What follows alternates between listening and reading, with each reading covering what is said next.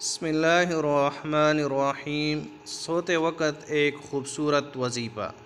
محترم دوستو، سیدنا علی رضی اللہ تعالی عنہ سے مروی ہے کہ سیدہ فاطمہ رضی اللہ تعالی عنہ نے رسول اللہ صلی اللہ علیہ وسلم سے خادم کا مطالبہ کیا تو آپ صلی اللہ علیہ وسلم نے فرمایا، کیا میں تمہیں تمہارے مطالبے سے بھی بہتر چیز نہ بتلاؤں؟ جب سونے لگو تو سبحان اللہ 33 مرتبہ، الحمدللہ 33 مرتبہ، اللہ اکبر 34 مرتبہ کہو۔